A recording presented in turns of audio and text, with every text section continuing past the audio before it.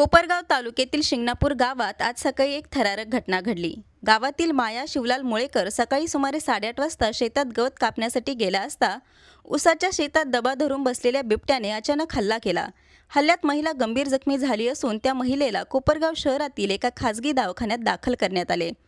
महिलेच्या हातात विळा असल्याने त्यांनी प्रसंगावधान राखत बिबट्याच्या डोक्यावर विळ्याने वार करून स्वतःचा बचाव केला। मात्र या धडाकेबाज प्रतिकारात महिला जखमी झाली। त्यांच्यासोबत गवत घेण्यासाठी आलेल्या आणखी 4 ते 5 महिलांनी आरडाओरड करून मदतीसाठी धाव घेतली। महिलांच्या एकत्रित आवाजाने बिबट्या घाबरून पळून गेला। या घटनेमुळे गावात भीतीचे वातावरण निर्माण झाले असून शेतकरी व महिला वर्गामध्ये मोठी दहशत पसरली आहे।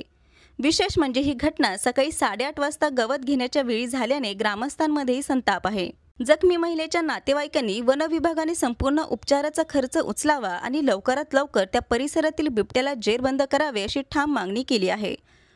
वन विभागाने या घटनेची दखल घेऊन तातडीने पिंजरे लावावेत आणि ग्रामस्थांना सुरक्षितता द्यावी अशी मागणी गावकऱ्यांकडून होत आहे। संवाद महाराष्ट्रासाठी रवी वाघडकर, कोपरगाव।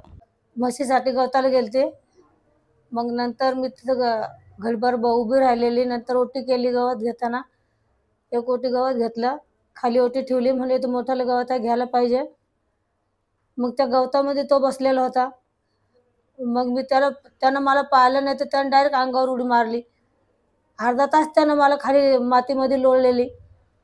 मग त्याच्यानंतर माझ्या हातात इळा होता, मी त्याला 3-4 इळ्याच्या डोक्यात मारले। त्याच्यात थोडंसं कान तुटून पण खाली पडलेला।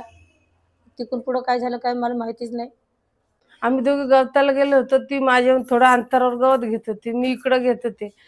तर ती मी उसाच्या आड गेले थोडीशी, तर 2-4 उसाच्या आड, तर लगेच तिनं मोठ्याने आवाज दिला छाया म्हणून। तर मग मी लगेच बाहेर आले तर बिबट्या ती खाली आणि बिबट्यावर तिला लोळत होता। तर मी इळा घेऊन आरडले मोठमोठ्याने जोरात, तर तो तिच्याहून बाजू सरकला ना, असा कडाला येऊन बसला। मग ती त्याच्या खालून अशी पळाली जोरात। मग इकडे काय वारत येऊन अशी आपटली, जोरात बेशुद्ध झाली होती। मग मी ओरडले आणि पोरांना बोलावलं।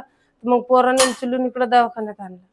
गेले होते आमच्या काकू उसामध्ये, तर तिथे ना बिबट्याने त्यांच्यावर हल्ला केल्यानंतर त्यांना खूप जखमा पण झाल्या त्याने भरपूर वेळा। आणि या अगोदर आम्ही वन विभागावाल्यांना सांगितलं होतं की त्यांचा चांगल्या प्रकारे बंदोबस्त करा, पण ते काही बंदोबस्त करत नाहीये। आता जे काही इजा आली, आम्ही गरीब माणसं आहे, त्यांची भरपाई करून देणं गरजेचं आहे। तर वन विभागाला जे गेले होते गवताला, आमच्या 2-3 बाया गेल्या होत्या, त्यांनी जर त्यांना वाचवलं, त्या जर नसत्या तर आज जीवितहानी झाली असती।